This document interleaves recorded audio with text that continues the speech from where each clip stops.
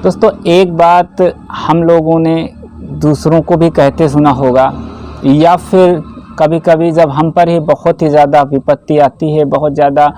कठिनाइयों का सामना करना पड़ता है, बहुत ज़्यादा मुश्किलें आती हैं, बहुत ज़्यादा दुख में घिरे होते हैं, तो अक्सर एक शब्द हमारे मुख से निकल जाता है कि हे भगवान, हमने ऐसा कौन सा गुनाह किया था, ऐसा कौन सा पाप किया जिसकी सज़ा आप हमें दे रहे हो। तो आज हम एक एग्जाम्पल के थ्रू, एक उदाहरण के थ्रू हम समझेंगे कि यदि हम कोई पाप नहीं करते हैं, यदि हम कोई गुनाह नहीं करते हैं, हम कोई गलती नहीं करते हैं, फिर भी हमें सज़ा उठानी पड़ती है, हमें बहुत ही ज़्यादा दुख का सामना करना पड़ता है, बहुत ही ज़्यादा हम तकलीफ़ों से गुज़रते हैं। तो इन सब के पीछे क्या कारण हो सकता है? तो दोस्तों, एक बाल्टी लीजिए, एक बाल्टी में पानी लीजिए और उसमें एक बूंद कलर यानी कि रंग को डालिए, एक बूंद रंग को डालिए और थोड़ी देर बाद देखिए क्या होता है। जब आप एक बूंद रंग उसमें डालोगे तो उसके ये जो रंग है, कलर है, ये धीरे धीरे थोड़ी थोड़ी दूरी पर फैलने लगेगा।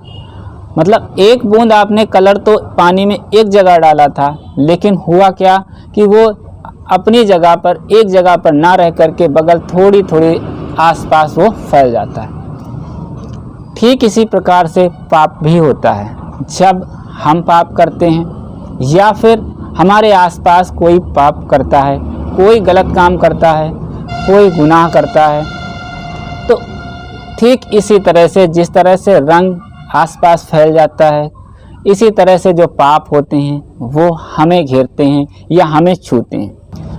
तो जो भी लोग हमारे आसपास रहते हैं, या फिर वो हमारे भाई बहन हो, माता पिता हो, पति पत्नी हो, बेटा बेटी हो, ठीक है, इस तरह से जो भी हमारे घर परिवार में आसपास हमारे रहते हैं, यदि वो गलत काम करते हैं, वो पाप करते हैं या वो कोई गुनाह करते हैं, तो हम उनसे अछूते नहीं रह सकते। मानते हैं कि उन्होंने जो गुनाह किया, जो पाप किया, उसका पूरा अधिकार उनको है, उनको ही उसकी सज़ा मिलनी चाहिए। लेकिन यदि हम उनसे जुड़े हुए हैं, उनके आसपास रहते हैं, तो जो गुनाह वो, जो पाप वो कर रहे हैं, उसका कुछ हिस्सा हमें भी मिलता है। ठीक उसी तरह से, जिस तरह से रंग आपने एक बूंद बाल्टी में डाला, वो उसी जगह ना रह के अपने आसपास फैल गया, इसी तरह से यदि हम पाप नहीं भी करते हैं, लेकिन हम एक ऐसी जगह पर रहते हैं जहाँ पर कुछ ना कुछ गलत हो रहा है, कुछ ना कुछ गुनाह हो रहा है, कुछ ना पाप हो रहा है, कुछ ना कुछ ऐसा हो रहा है जो कि सही नहीं है, तो उसकी जो वो पाप जो होता है, जो अधर्म होता है, वो जब बढ़ता है थोड़ा थोड़ा, हम कितने भी स्वच्छ क्यों ना हो, हम कितने भी मन से साफ क्यों ना हो, हम कितने ही अच्छे क्यों ना हों, लेकिन हम इन पापों से नहीं बच सकते। कि कहते हैं कि पाप करने वाला भी गुनहगार होता है और जो पाप करते हुए देखता है वो भी गुनहगार होता है। यदि हम कहीं पर कुछ गलत हो रहा है, उसको हम रोकते नहीं हैं बल्कि देखते हैं, तो एक तरह से हम भी उस पाप के भागीदार होते हैं। तो इसी तरह से जितने भी दुख होते हैं, थोड़े थोड़े करके जब पाप जो होते हैं हमारे पास इकट्ठा होते जाते हैं, तो वही हमारे सबसे बड़े कारण बन जाते हैं हमारे दुख का। हम मानते हैं कि हमने कोई गलत कार्य नहीं किया है, हमने कोई पाप नहीं किया है, लेकिन हम अपनों से जुड़े हुए हैं, वो अगर कुछ भी गलत करते हैं तो उसका थोड़ा थोड़ा हिस्सा हमें ज़रूर आएगा। इसके अलावा एक सच्चाई और भी है, यदि हम किसी, मान लीजिए इस जन्म में हमने कुछ गलत कार्य किया और उन पापों को हमने अपना नष्ट नहीं किया, यानी कि जो हमने यहाँ पर गलत किया